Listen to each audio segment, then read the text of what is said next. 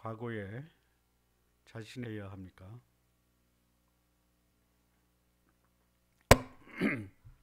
원수 갚는다. 아니면 지나간 과거니 묻어버린다.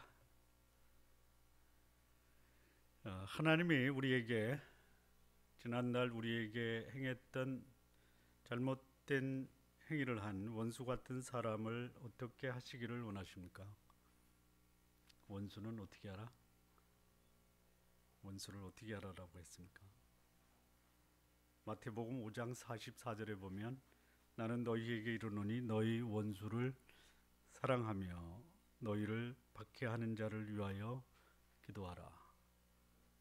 원수는 어떻게 해야 한다라고 하나님이 우리에게 가르치십니까? 사랑하라. 이 사랑은 어떤 사랑이냐면 조건 없이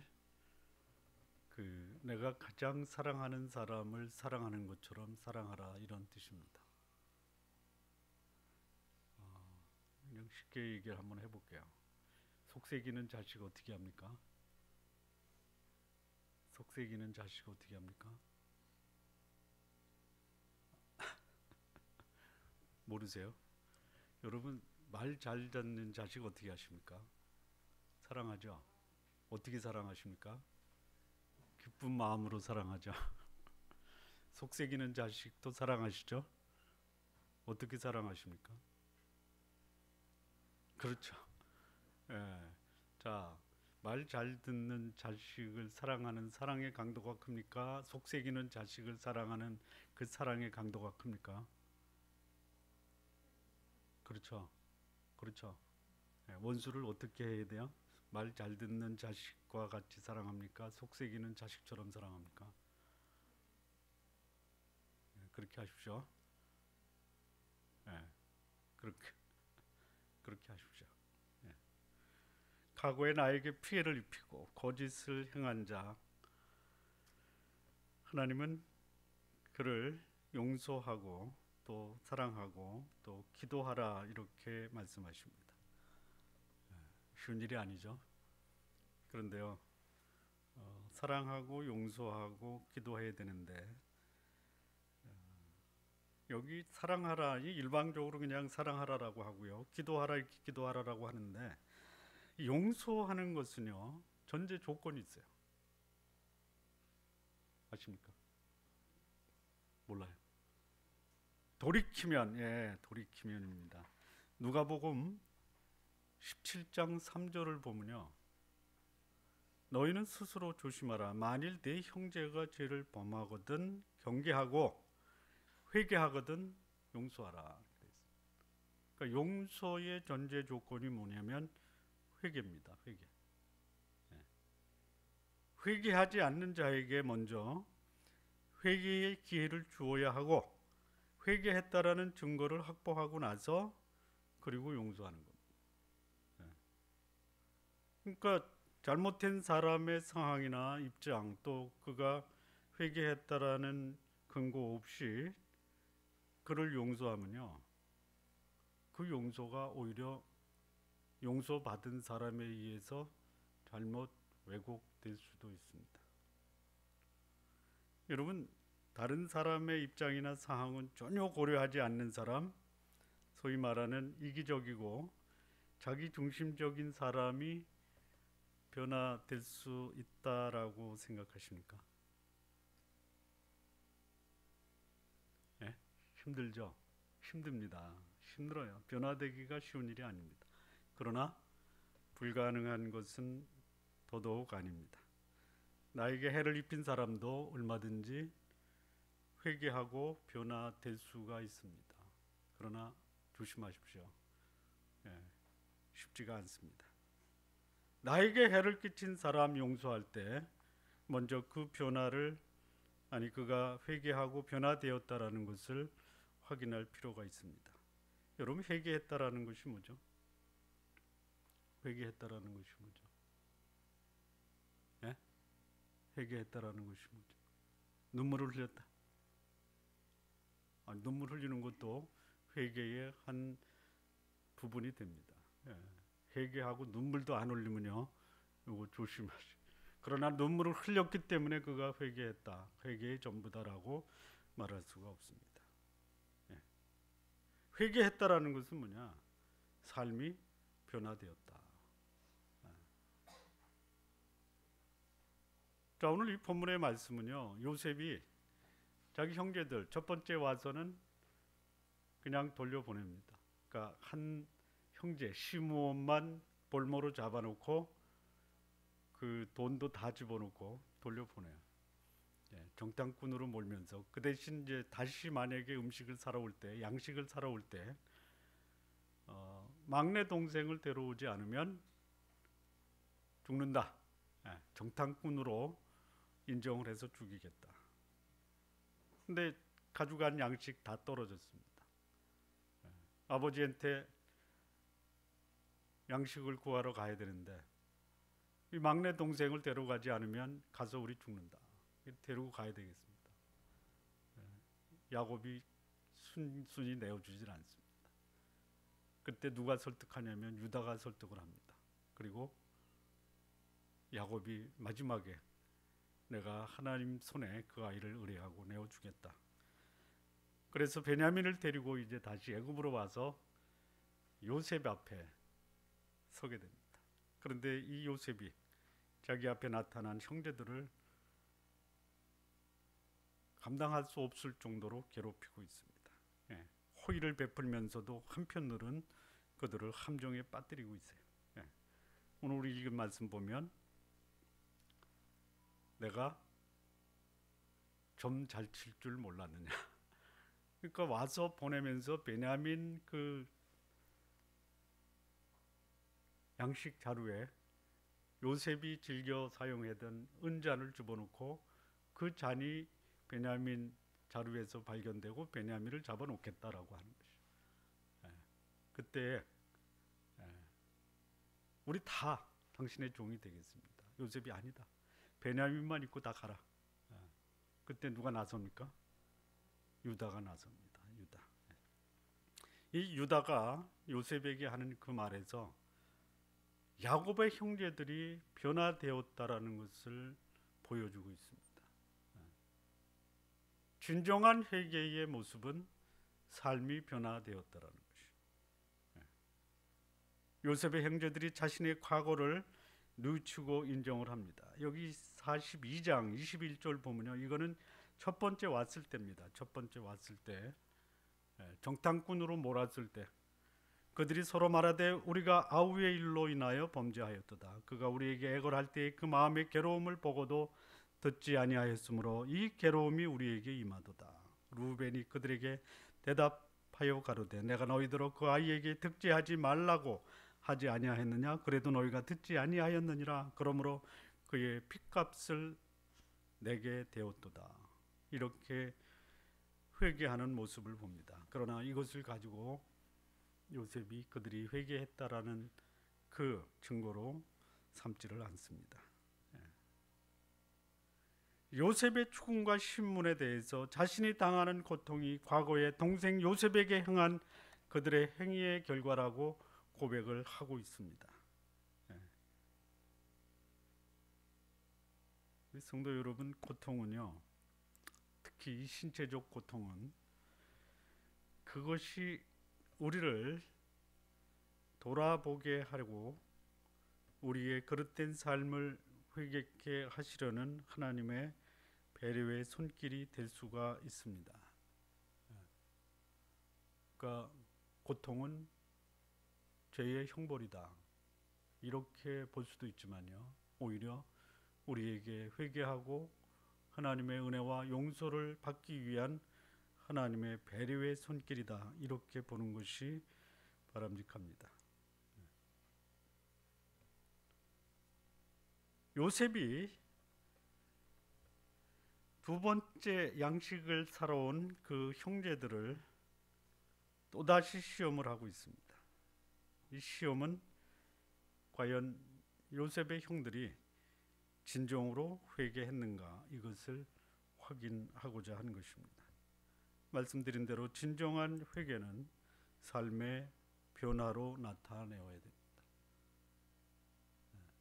삶의 변화가 없는 회개는 회개가 아닙니다.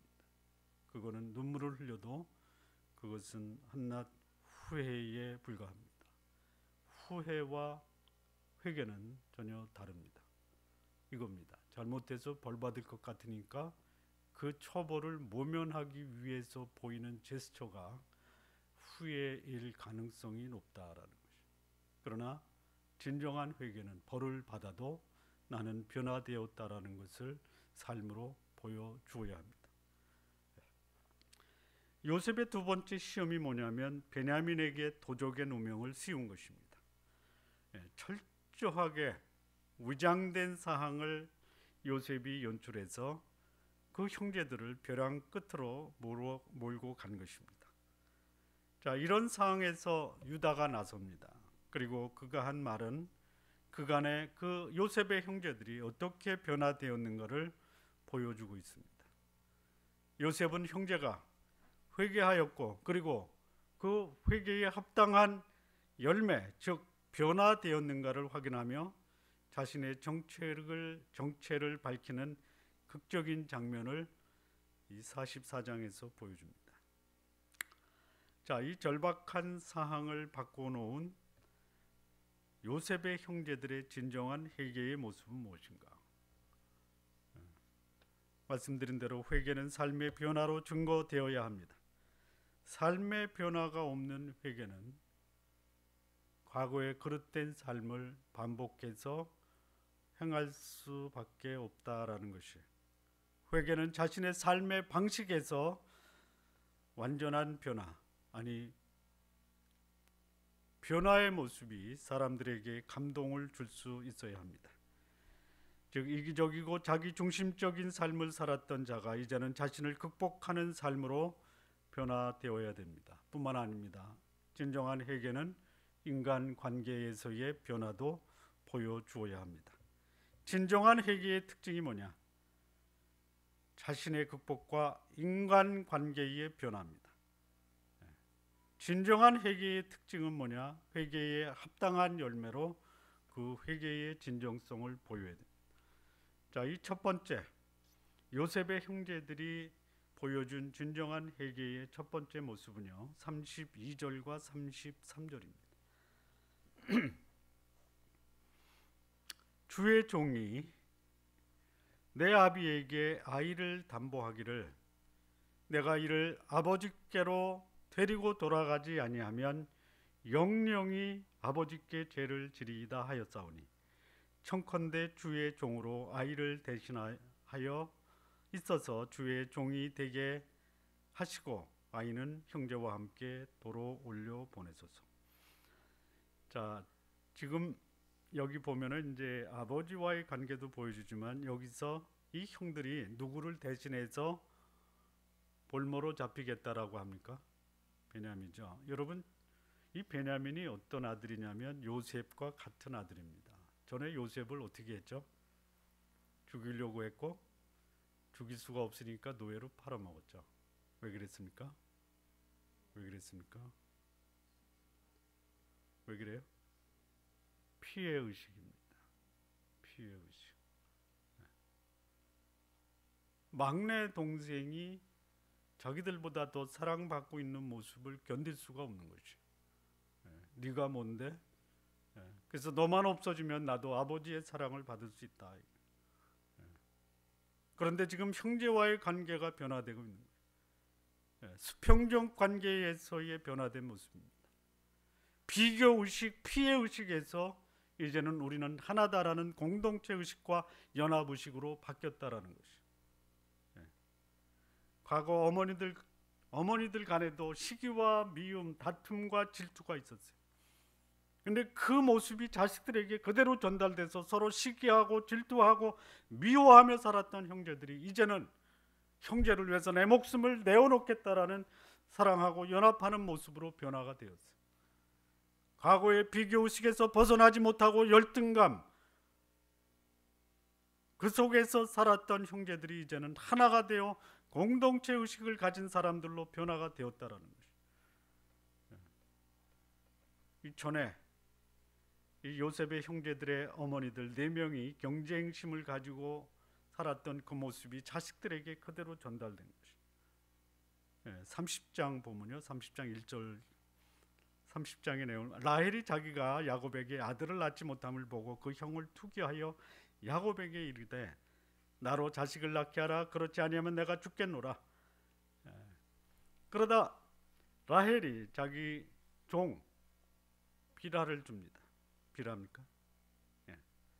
라헬이 가로되 내 억울함을 푸시려고 내 소리를 들으사 내게 아들을 주셨다 하고 이를 인하여 그 이름을 단이라 하였어요.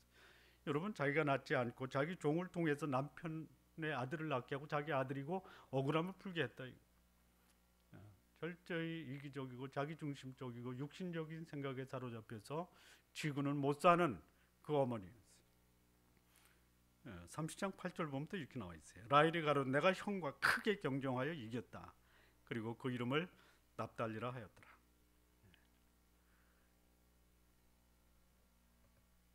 이 요셉의 어머니 라헬이 보여줬던 이 질투가 나중에 요셉의 이복 형제들에게 전달이 돼요. 37장에 보면요, 4절에 그 형들이 아비가 형제들보다 그를 사랑함을 보고 그를 미워하여 그에게 언사가 불평하였더라.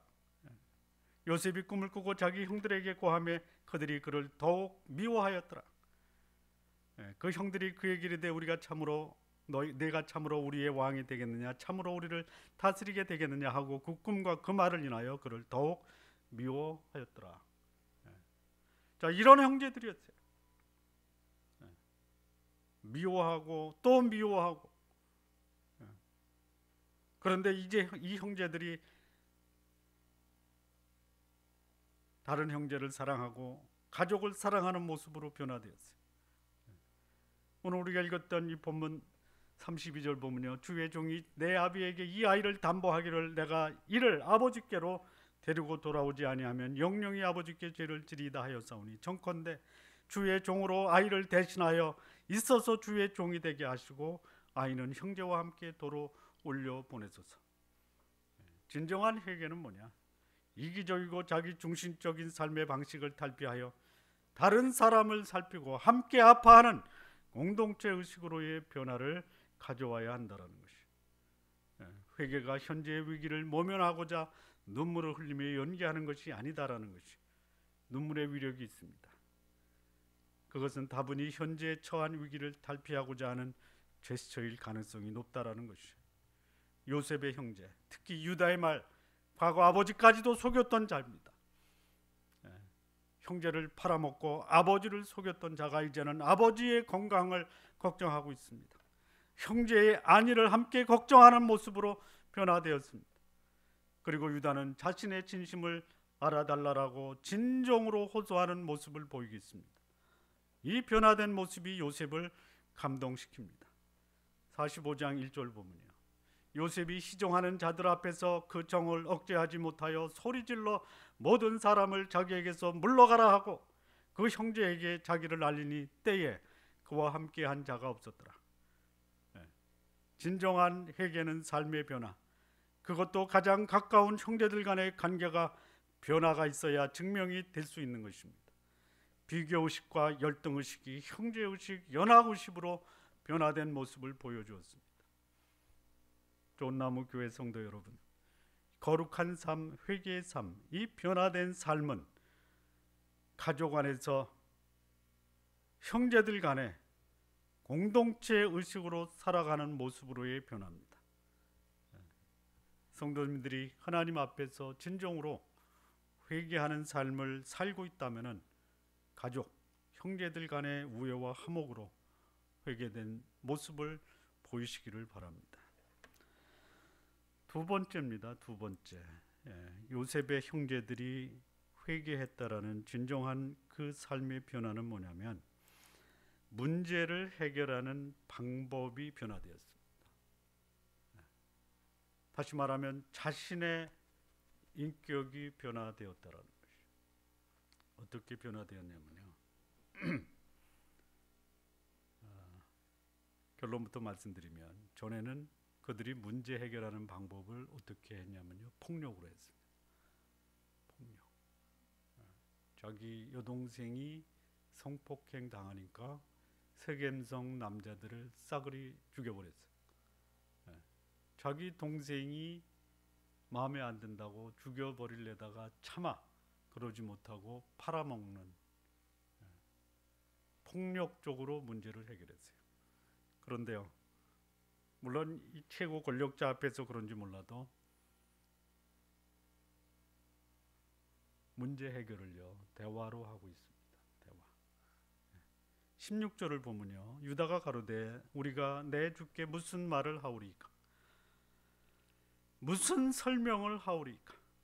어떻게 우리의 정직을 나타내리까? 하나님이 종들의 죄악을 적발하셨으니 우리와 이 잔이 발견된 자가 다 내 주의 종이 되겠나이다. 무슨 말을 하오리까? 무슨 설명을 하오리까? 어떻게 우리의 정직을 나타내리? 아마 과거 같았으면 죽기 살기로 아이 잘못 없는데 나를 이렇게 취급하면 죽이려면 죽이십시오 이렇게 할 수도 있었을 거예요.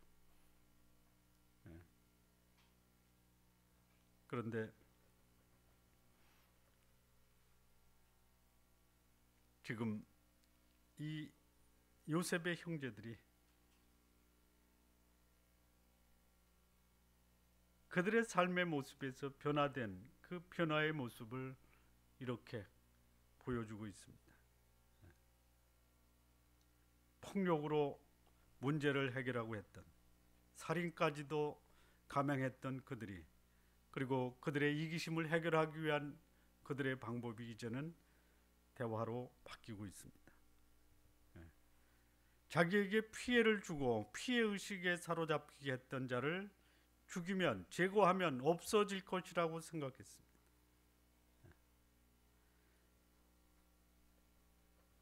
정신적으로 자기에게 피해를 준 자를 복수하면요, 그것은 결국 그 사람에게 사로잡히게 되고 노예가 되고 그 사람에게 평생 피해의식에서 벗어날 수가 없다라는 것이죠. 그런데 이 요셉의 형제들이 요셉을 죽이려고 했던 그 행위의 대가를 지금 그들이 톡톡히 치르고 있는 것입니다.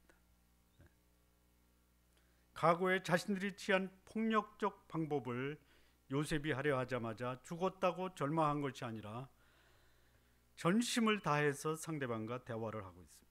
위기를 모면하려는 꼼수가 아니라 진정성을 보인 대화입니다. 우리 지난번에 야곱을 설득했던 이 유다, 그의 말에 진실이 통한다라는 것, 지금 요셉의 형제들은 요셉과 더불어 진실을 가지고 대화를 하고 있습니다.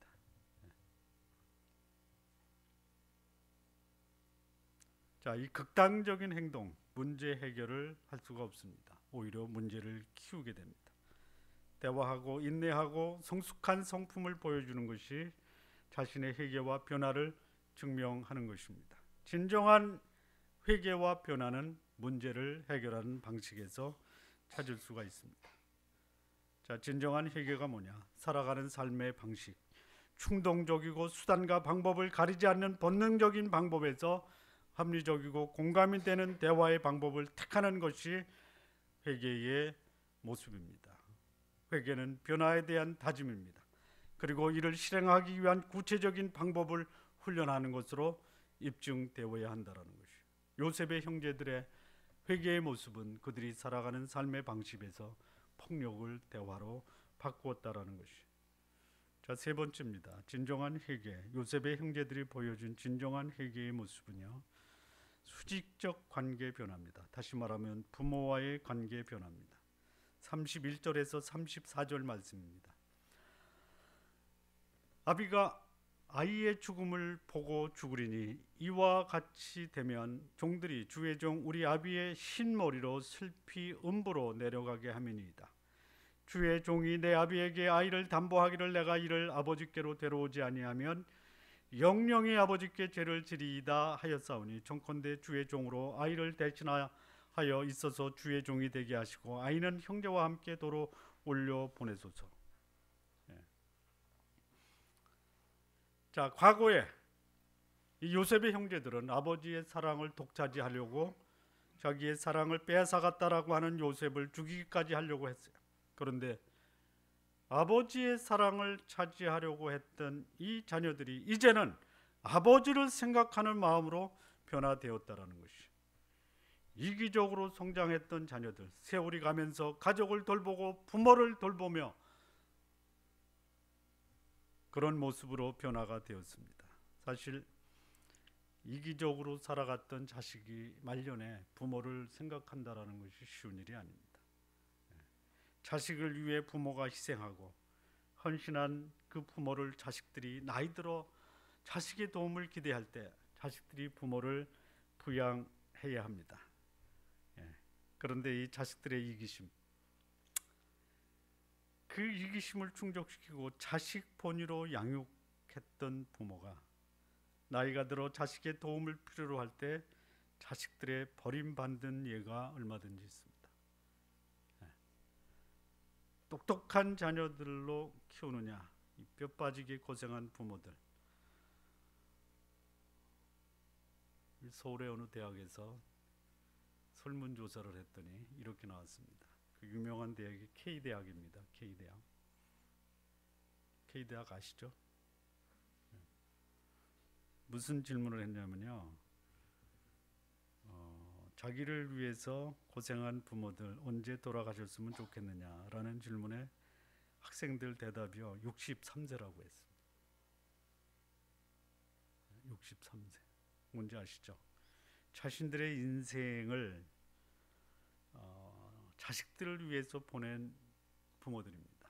그런데 63세가 되면 자녀들이 결혼해서 아기 낳고 이제 직장 생활을 시작하는 시기입니다. 그런데 부모들이 자기 인생의 걸림돌이 돼서는 안 된다라는 생각과, 그래도 퇴직금 받아서 가지고 있는 돈이 있는 나이가 63세입니다.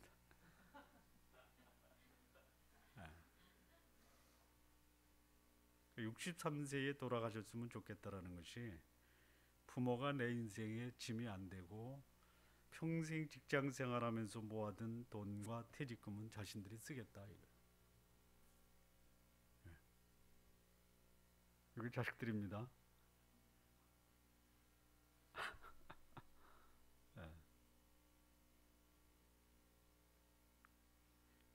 요셉의 형제들도 아버지에 대한 마음이 얼마든지 이기적이고 자기중심적으로 사용할 수 있어요.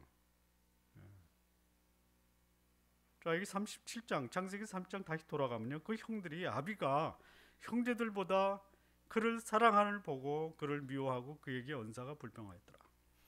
요셉을 사랑했던, 특별히 편애했던 아버지이기 때문에 요셉의 형제들이 아버지에 대해서 결코 좋은 감정이나 존경의 마음을 기대할 수가 어려웠어요.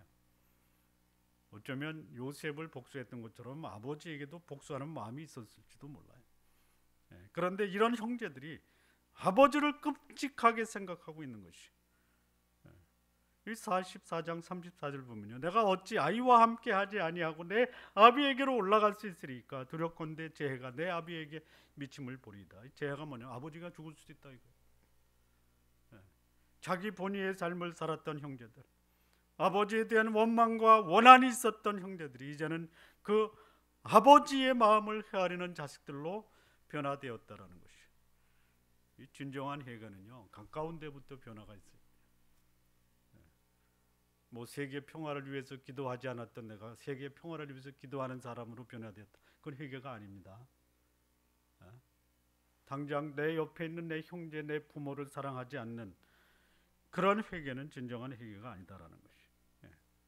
진정한 회개는 가족관계, 특히 과거에 자신에게 섭섭했던 가족에 대한 진정한 사랑, 나를 섭섭하게 했던 부모에 대한 진정한 효도를 보여주어야 한다라는 것이.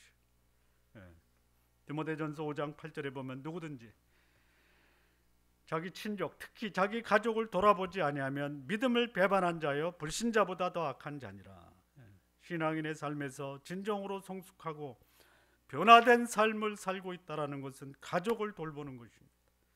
가족은 수단이 아닙니다. 가족은 목적이 되어야 됩니다. 괜찮은 가족만 가족이 아니라 그가 가족이기 때문에 그 사람이 소중한 것입니다. 과거에 나를 괴롭혔다고 외면하거나 소외시켜서는 안 된다라는 것이, 진정한 하나님 앞에서의 회개는 거룩한 삶을 사는 사람은 가족을 귀히 여기고 돌아보는 삶으로 그의 거룩한 삶을 증명할 수 있어야 합니다. 마무리 짓겠습니다.